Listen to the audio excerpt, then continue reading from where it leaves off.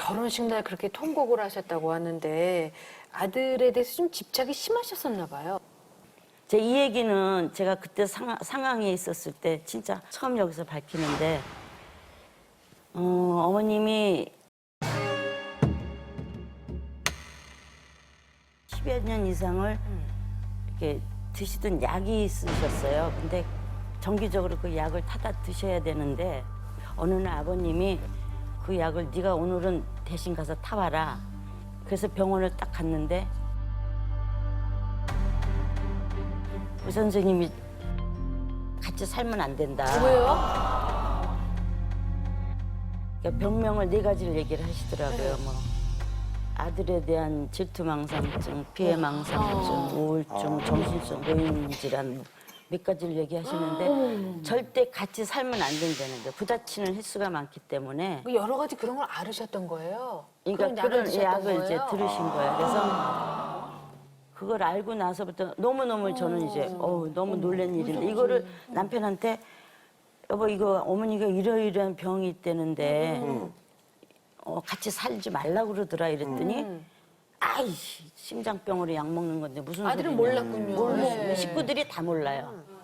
그냥 가슴 아버님하고 부부만 하셨구나. 그러면. 아들한테는 나쁜 얘기는 절대 하면 안 되고 그러니까 항상 마음을 편하게 해야지만이 운동을 잘할 수 있으니까 저한테 시집 오면서 맨날 누누이 얘기했던 게 뭐든지 애기 아빠한테 얘기하면 안 된다. 별거 아닌 걸 울고만 그러셨다면서요? 예를 들면 저 2, 3개월씩 나가 있잖아요. 훈련 받으려고 그러면 이제 어쩌다 한번 들어오세요 그러면은 예전에는 총각 시절에는 들어오면서 맨 먼저 엄마를 이렇게 안아준대요. 네. 결혼 딱 하고 나서 딱 들어왔는데 어머니를 포옹을 안 해주고 나한테 이제 바로 이렇게 부인한테 온 거야. 그랬더니 그 순간에 어머니 눈빛이 달라지는 거예요. 그래서 아이고 그랬더니 어머니 왜 그러세요? 그랬더니 저놈이 나 있을 때는 그냥 들어오면서 막 포옹도 해주고 뽀뽀도 해줬는데 옆에 누가 앞에지고 저럴 수가 있느냐. 근데 그게 좀 너무 제가 보기엔 오반 거예요. 그래서 저렇게까지 하셔야 되나 싶더라고요. 그래서 순간적으로 그 약 드시는 것도 알면서 뭔가 모든 행동들이 좀 오바스러우시니까 10년 넘게 약을 드실 정도고 지금 이렇게 말씀을 쭉 하셨는데 이 정도면 좀 상태가 조금 심각하셨던 것 같네요. 배 박사님 어떠셨어요? 아까 뭐 10년 넘게 먹었다는 게 중요한 게 아니고요. 그 말씀하신 증상이 그 선생님 진단이 뭐 질투망상, 피해망상, 우울증 이렇게 얘기하신 거 보니까 그 시어머니께서 아마 정신병적 우울증이라고 우울증에서 제일 증상이 심한 단계에 그렇게 여러 가지 증상들이 나타날 수 있거든요. 근데 이렇게 되면은 같이 사는 사람이 굉장히 힘들죠. 없는 얘기를 막 만들어서 하시는 경우가 많으니까. 게다가 지금 말씀을 들어보니까 그 이쪽 시대의 구조는 그 아들의 성공을 위해서 다른 사람들이 많이 희생을 했나 봐요. 이럴 경우에 결혼을 하고 나면 달라지는 아들로 인해서 며느리에 대한 그 시기와 질투가 굉장히 많아지죠. 당시 그 의사 선생님도 그런 얘기를 하시더라고요. 네. 질투망상증. 근데 그 안타깝게도 시어머니 이상 증세 때문에 결국 사건이 터지게 됐는데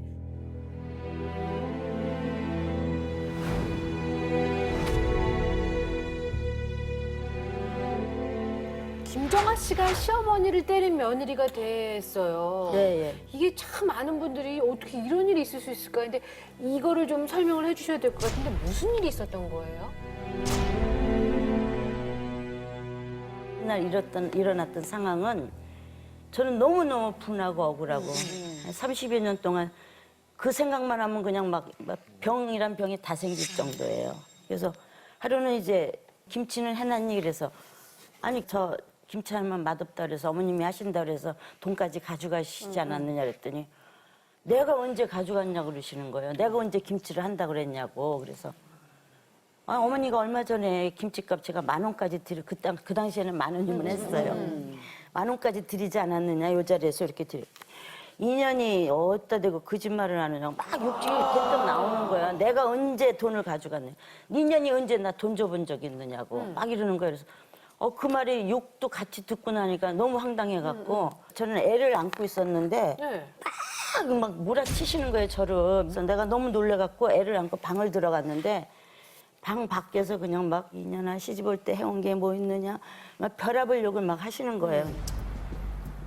아, 그 당시에 저는 욕을 듣는 것도 그렇고 시집 올 때 뭘 해왔느냐는 그 말에 어머니 도대체 왜 이러세요? 오늘 또 왜 이러세요? 좀 약간 짜증 섞인 소리가 나올 거 아니에요. 이렇게 문을 열었는데 갑자기 느닷없이 후려 튀시더라고요. 상황을 어느 정도 아니까 이거 혹시 어머니 조금 좀 이상한 기운이 돌더라고요. 그래서 무서워갖고 옆에 있는 선배 집에 전화를 했는데 여보세요 애 안고 여보세요 전화하는데 전화기를 확 뺐더니 그러니까 어머님은 이제 아들한테 전화 꽂으려는 줄 알고 갑자기 누구한테 전화냐 이걸 딱 때리는 거예요. 여기를. 전화기로. 전화기를 딱 때리는 거예요. 근데 순간 저는 애를 이렇게 안고 그러니까 18개월이니까 이렇게 안고 있었는데 그냥 몸을 막 미시더라고요. 근데 애를 안고 있는데 제가 이거 이렇게 넘어지면 애도 같이 넘어질 거 아니에요. 그러니까 그 순간에 이 어깨를 딱 잡았어요. 어머니 왼쪽 어깨를 딱 잡은 게 그 당시 몽탁인가 이렇게 미끌미끌한 거 입으셨는데 이게 손이 딱 닿으면서 조금 터치가 좀 심했나 봐요. 어머니가 느끼시기에 아니 인연이 날 때려 시어머니 몸에 손을 대네 이러면서 막 갑자기 이게 오르시더라고요. 근데 이게 잡았던 그게 세 마디 자국이 났어요. 결국은 이렇게 나중에 잡으면서. 예, 잡으면서 그랬더니 여기 나 인연이 나 여기 때렸다고 막 난리를 치시는 거예요. 어떻게 며느리가 시어머니를 때릴 수 있느냐고. 그러니까 말이 평상시에 이렇게 막 오바적으로 많이 하시는 분인데 여기 손 잡은 거 가지고 막 너무너무 막 좀 뭐 흥분이 되신 상태 가지고 막 육탄으로 밀고 나오시는 게 이게 제가 브라우스를 입었는데 이 브라우스도 막 뜯어질 정도로 들고 있는데 마침 그 당시에 아버님이 들어오시니까 인연이 나 때렸다고 이런 며느리 어디 있느냐고 막 난리 통곡을 하고 우시는 거예요. 저희는 알잖아요, 세 명이. 어머니가 가끔씩 평상시 때 조그만 일에 많이 이렇게 흥분을 하셨어요. 그래가지고 아버님하고도 많이 싸우시고 그랬는데 아우 전현이 나 때렸다고 가서 잡아오라고 뭐 아버님한테 막 시키더라고요. 근데 저는 너무너무 무서워서 그냥 스리바짝 끄고 애 안고 그냥 나갔어요.